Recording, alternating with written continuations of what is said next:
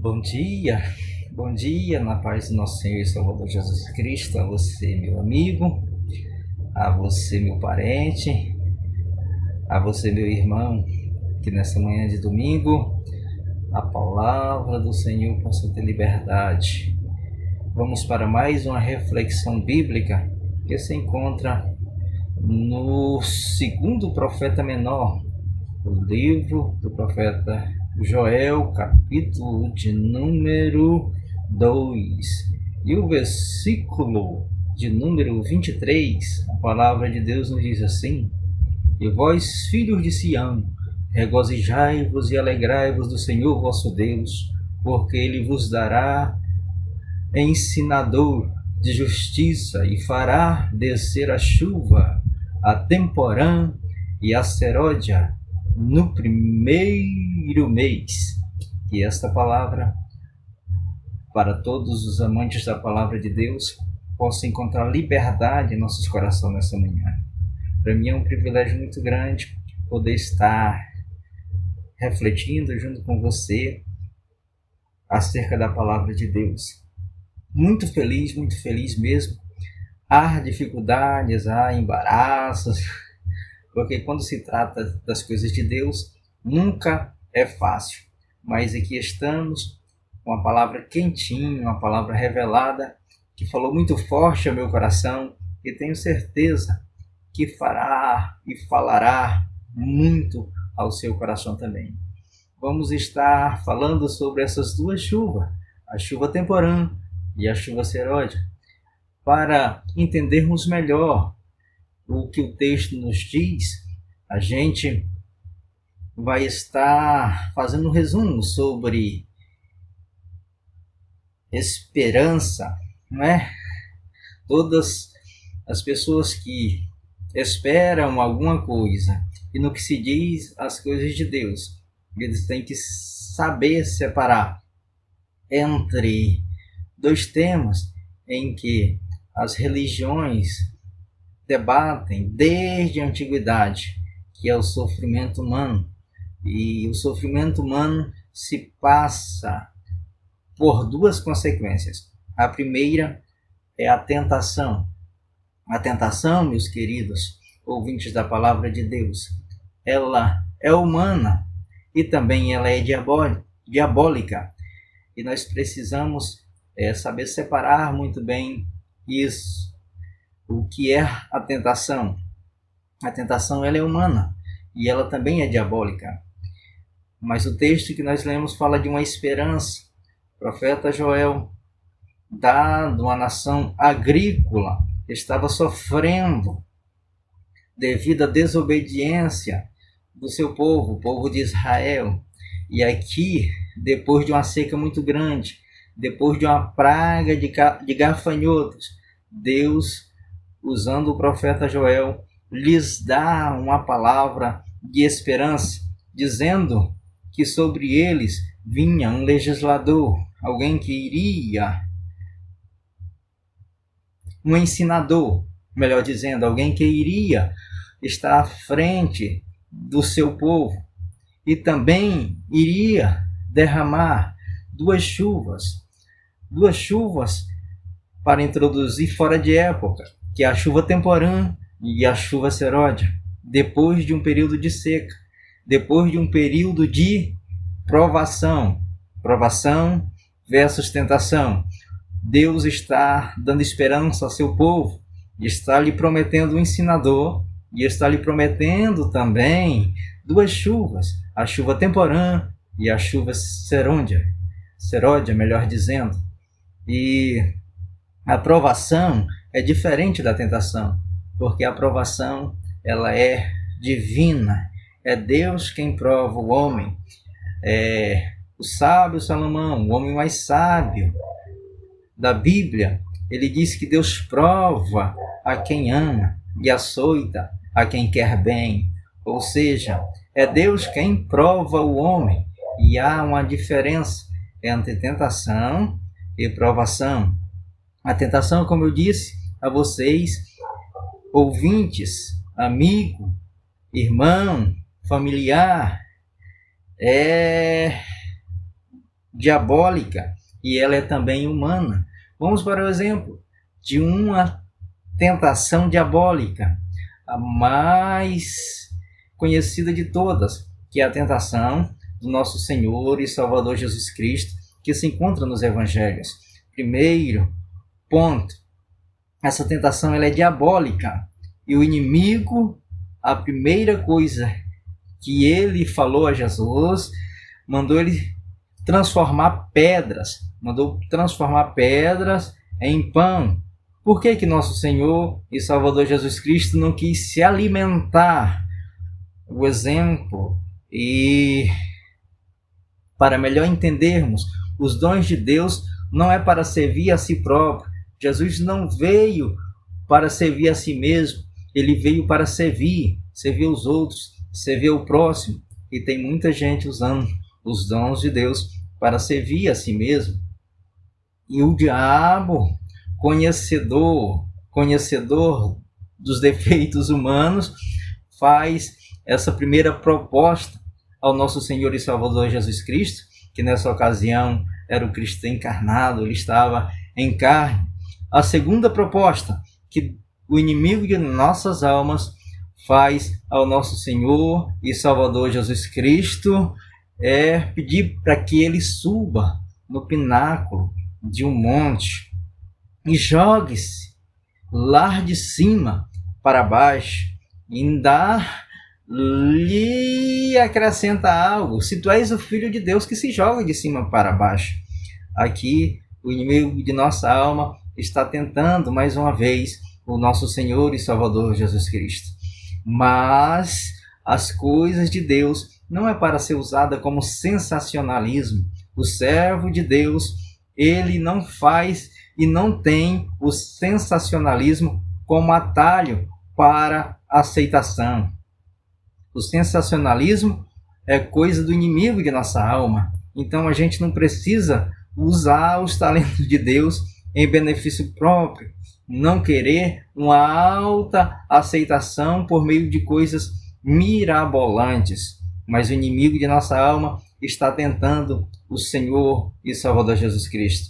E a terceira proposta que o inimigo de nossa alma faz e fala ao nosso Senhor e Salvador Jesus Cristo é pedindo para que ele mostre toda a terra, com coisa que é o dono da terra, e fala para o nosso Senhor e Salvador Jesus Cristo que dará tudo a ele se o nosso Senhor prostrar, ele adorar.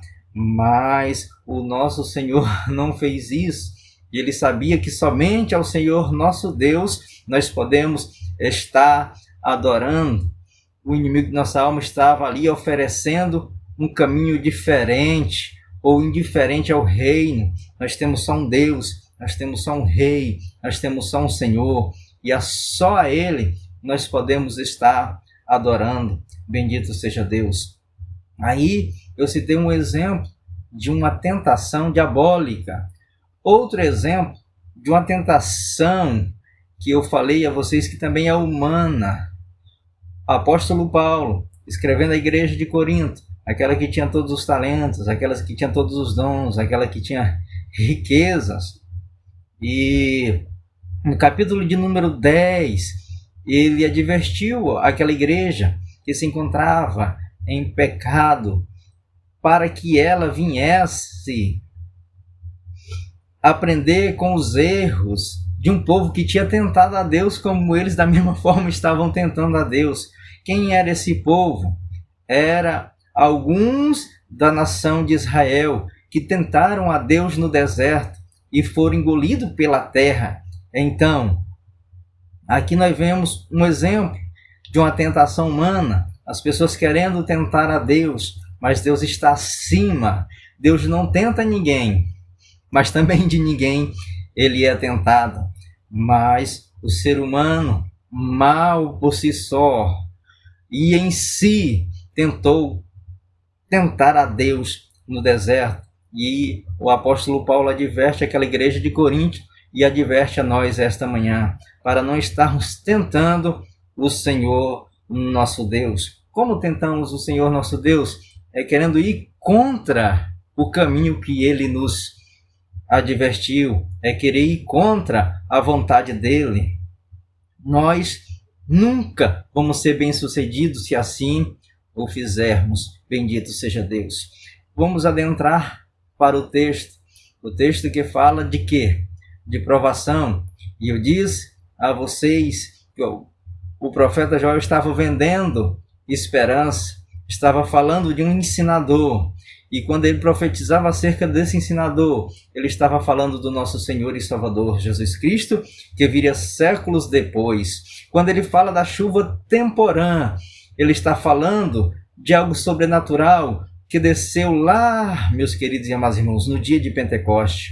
Mas aí há um erro acerca da chuva seródia, que diz que irá acontecer nos últimos dias. Isso é um erro teológico, em que muitos sensacionalistas pregam isso, mas que não tem embasamento bíblico. Quando fala de chuva temporã e seródia, está falando de um tempo de provação. E nós vamos estar aprendendo aqui nesta manhã acerca desse tempo de provação. Bendito seja Deus. Para exemplificar um tempo de provação, vamos estar lendo Tiago, capítulo 5, e somente um versículo, versículo de número 7, que a palavra de Deus nos diz assim: sede, pois, irmãos, pacientes até a vinda do Senhor. Eis que o lavrador espera o precioso fruto da terra, aguardando com paciência, até que receba a chuva temporã e a chuva seródia. Bendito seja Deus.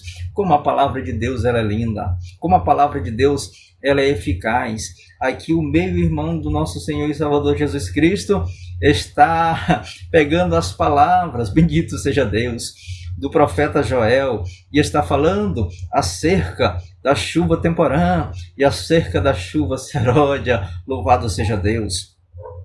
E aí ele fala acerca de paciência.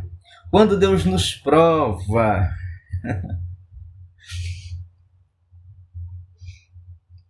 Ele exige que tenhamos a bendita paciência, porque a provação, ela tira-nos do nosso eixo próprio e nos coloca no centro da vontade de Deus. A provação é um período em que eu e você, quando estamos sendo provados, não conseguimos administrar as rédeas de nossa vida. Na tentação, como é que eu faço para vencer a tentação? O meu irmão Tiago, o meu irmão do nosso Senhor e Salvador Jesus Cristo, deu a receita para nós vencermos a tentação. Temos o exemplo de Jesus que venceu a tentação com a palavra, na palavra, com a Bíblia Sagrada, com o conhecimento da Bíblia Sagrada, obedecendo a mesma e resistindo o diabo, o inimigo de nossa alma. E Tiago veio reforçar isso, mandou nós nos sujeitar a Deus, não fazermos a nossa própria vontade, resistir ao diabo, assim como o nosso Senhor e Salvador Jesus Cristo o fez, resistindo na palavra. E pode ter certeza que ele há de fugir de nós. Bendito seja Deus. A tentação, se nós resistirmos o diabo, ele vai fugir de nós. Se nós resistirmos a nós mesmos, iremos vencer também essa força que não é espiritual, é uma força carnal. Já a aprovação, o nosso amigo, o nosso irmão em Cristo Tiago, ele está falando de uma receita poderosa, que é a paciência. A paciência é um fruto que só o Espírito Santo de Deus, ele consegue nos ofertar. Só o Espírito Santo de Deus, ele consegue nos dar. E um fruto do Espírito é muito diferente do que os talentos, do que os dons do Espírito. A igreja de Corinto era cheia de todos os dons espirituais, dom do Espírito, mas estava tentando a Deus em seus pecados, em seus deleites carnais. Já o fruto do Espírito, que é a paciência, é algo que Deus dá a todos aqueles que obedecem e se sujeitam à sua vontade. E aqui, como a palavra de Deus é linda, dá o mesmo exemplo lá da lavração, dá o mesmo exemplo lá da terra, de Joel, dá o mesmo exemplo, quem sabe, das pragas de gafanhoto que ocorreu com seu povo, dá o mesmo exemplo da esperança, né? Que agora já tinha caído no dia de Pentecoste, já tinha caído com o nosso ensinador vindo e dando o maior exemplo para todos nós. E aqui ele nos ensina acerca de termos paciência, sermos pacientes, como quem? Como o lavrador, que lavra a terra, que planta, que rega, que espera crescer, que espera florescer, que espera frutificar, que espera amadurecer, para aí ele vir colher o seu fruto. Então, sede pacientes, até que desça sobre vós a chuva temporã e a chuva serôdia. Tem muita gente criticando os homens e mulheres de Deus, mas o apóstolo Paulo, lá em Timóteo, ele dá esse mesmo exemplo. Ele tipifica, dá 3 exemplos: o exemplo do atleta, o exemplo do militar e dá o exemplo do lavrador. Em relação ao exemplo do militar, ele fala acerca de não se embaraçar com o negócio dessa vida, mas ter um foco, ter um alvo. O nosso alvo é o céu, o nosso alvo é Cristo, Jesus, o nosso Senhor. Com relação ao atleta, ele fala da dedicação, da entrega, de que alguém que doa a sua vida toda, mas que ele vive acima do nível, ele é alguém diferenciado, ele vai colher frutos disso. E quando ele fala do lavrador, ele fala da certeza de que o lavrador ele sofre, mas ele é e será e tem que ser o primeiro a colher dos frutos do que ele planta. Ele vai ser o primeiro que vai colher e vai ser o primeiro que irá se alimentar. Então o homem e a mulher de Deus é o primeiro que se alimenta, para depois ele alimentar as demais pessoas. E aqui estamos vendo essa promessa da parte de Deus quando a provação bate à nossa porta, dizer que a vida, ela é uma gangorra cheia de altos e baixos. Somos sujeitos à tentação. O apóstolo Paulo, ele foi tentado quando ele se vangloriou acerca de todos os talentos que Deus tinha dado a ele. E ele dá também esse exemplo lá na igreja de Corinto. Mas ele fala que o inimigo de nossas almas colocou-lhe um espinho na carne, uma seta maligna, que causou uma debilidade muito grande nele. Mas lá em Gálatas, capítulo de número 4, ele agradece àquela igreja que nunca passou na cara de Paulo o seu erro, mas que o aceitou como um homem de Deus. Que maravilha a obra de Deus, ela proporcionar esse tipo de bênção à vida de um servo de Deus, alguém que foi sujeito à tentação, alguém que fraquejou, mas reconheceu o seu erro, se voltou para Deus e mesmo com espinho na carne, ele prossegue a sua caminhada. E aí Deus lhe outorga que a igreja reconheça o seu trabalho, o receba como homem de Deus. Esse tem que ser a marca do cristão, porque nós carregamos o ministério da reconciliação. Então, você homem, você mulher, que porventura tem errado, se volte para Deus em tempo oportuno.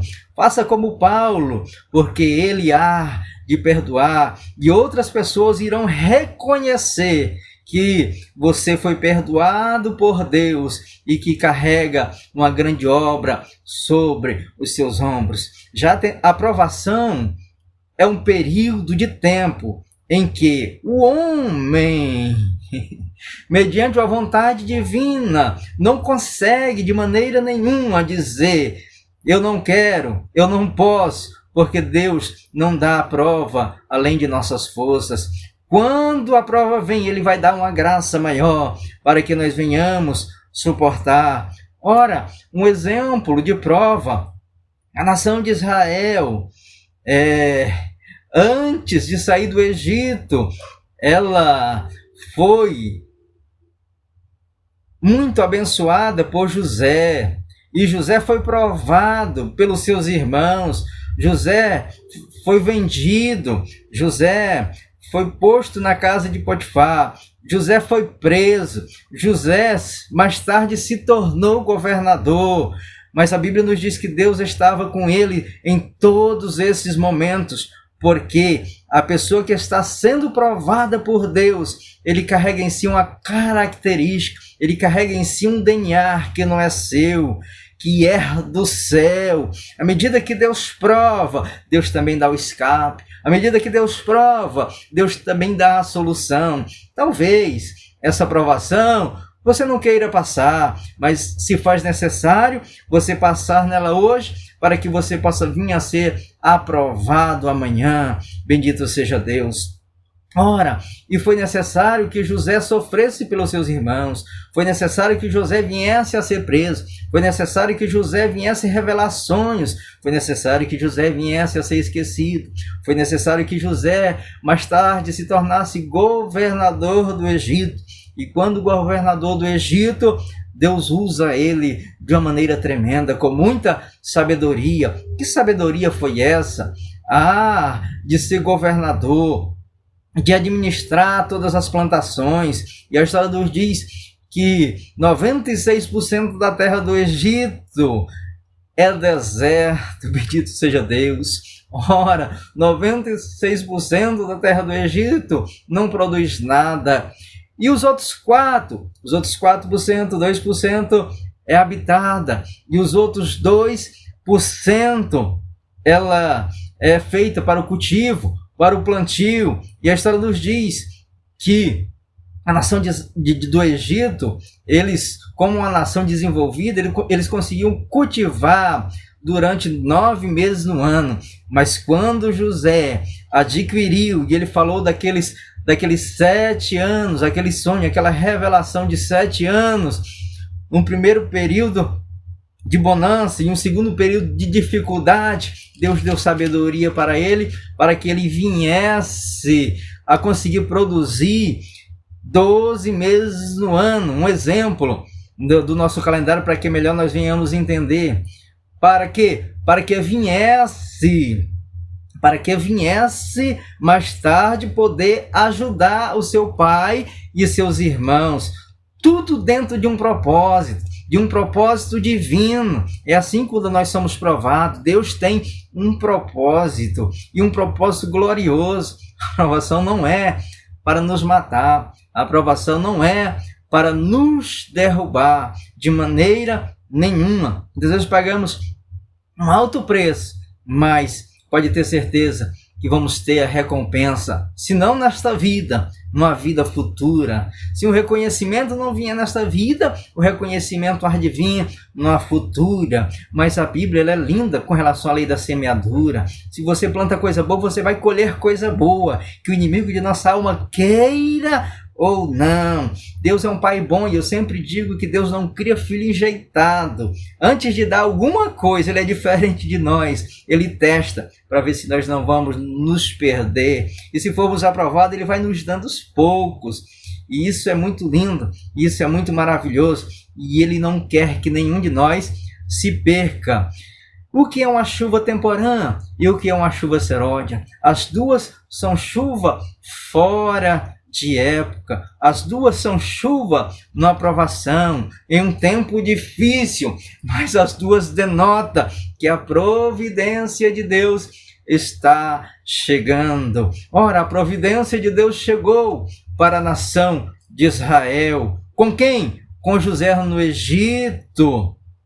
Em 4% da população, ele conseguiu alimentar o seu povo, conseguiu alimentar toda a terra do Egito. E se Deus estar contigo na prova, 430 anos depois, ele consegue te alimentar no deserto. nesses outros 96%, onde não há água, onde não há terra produtiva, onde não há Nilo, mas Deus, ele consegue te alimentar nesse deserto, porque foi assim com Moisés no deserto. Durante o dia tinha uma proteção divina, durante a noite havia um calor divino, e nós conseguimos sentir isso na provação. Muitas vezes a gente não consegue determinar o tempo. Meu Deus, eu estou descendo que fundo do poço, isso não vai chegar ao fim. Mas pode ter certeza que vai chegar ao fim. E quando chegar ao fim do poço, você vai ter essa sensação de que agora a chuva vai descer. Que chuva? A chuva temporã. Que chuva é essa? Todas são chuva fora de época habitual, mas é uma chuva de outono. Essa é a primeira chuva, a chuva do outono, aquela primeira chuva para amolecer o nosso coração, aquela primeira chuva para molhar a terra seca e desértica que se encontra a nossa alma. Para quê? Para que a semente de Deus e das coisas de Deus venha brotar, venha ser plantada, venha desenvolver. Lembra da questão fé? Sem fé é impossível agradar a Deus.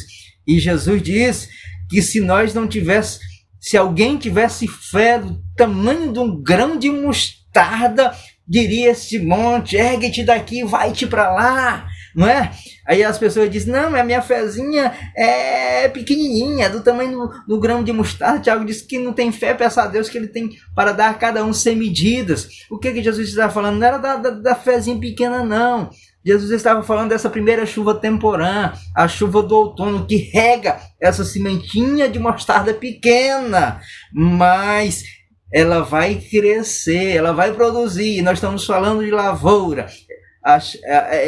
O grão de mostarda, ele é pequenininho, é menor semente, mas dá uma árvore frondosa, uma árvore grande, e dá frutos, e frutos maravilhosos. Então, se somos filhos de Deus, se somos cristãos, temos que estar frutificando de alguma forma, de alguma maneira. As pessoas olham em nós e vemos em nós pessoas diferentes. E a chuva seródia é uma chuva que é fora de época também, porque a aprovação é algo atípico. A aprovação não é a uma vida toda, porque há um período de aprovação da parte de Deus. Ela vem depois dessa chuva de outono. Depois, para quê? Para que possa vir colher os frutos, e os frutos gloriosos, e os frutos maravilhosos. Em resumo, quero dizer a você, nesta manhã de domingo, nesta reflexão bíblica, que a tentação, ela tira o homem e a mulher do plano e do projeto de Deus, do propósito de Deus, do que Ele tem para nossas vidas. E a gente tem que analisar muito bem. A Bíblia nos exorta a analisar a nós mesmos. Se o que está passando conosco é tentação ou é provação? A tentação, ela é humana, ela é diabólica, ela é produzida por mim mesmo. Ela é uma seta do inimigo. Quando Paulo vacilou, aquela seta foi sobre ele. Então, a gente tem que identificar essa fonte de tentação e procurar resistir o diabo para que ele possa fugir de nós, e seguindo o exemplo de Jesus, porque tem muita gente que está sendo tentada e diz, não, é uma provação. O tempo de Deus vai chegar na minha vida e se for tentação, meu amigo, você tem que vencer sozinho. Esse tempo de Deus nunca vai chegar. Agora, se é aprovação, é algo que você não escolheu, algo que você não premeditou, mas que Deus, porque ama você, porque açoita você, está nesse período difícil, pode ter certeza que isto há de passar e o nome do Senhor há de ser glorificado na sua vida. Agora não baixe o semblante, não baixe a guarda, alegra-te no Senhor, porque da mesma forma que há este período de luto, há esse período de tristeza, há esse período que parece um fracasso, que até Deus se esqueceu de você, mas há de vir um tempo glorioso, há de vir um tempo de colher os frutos deste período de seca na tua vida. Que Deus possa te abençoar, que Deus possa nos abençoar e que esta palavra possa vir falar melhor ao meu e ao teu coração. Comente e nos ajude acerca desse tema, dessa abordagem desse tema, que muito falou ao meu coração e eu tenho certeza que há de falar melhor ao teu coração. Que Deus em Cristo nos abençoe e eu agradeço a Ele por mais essa rica oportunidade e obrigado por estar me ouvindo até este exato momento. Comente e vamos para que possamos ter um feedback acerca dessa mensagem, acerca do que Deus falou ao meu coração e eu tenho certeza que falou ao teu também. Amém?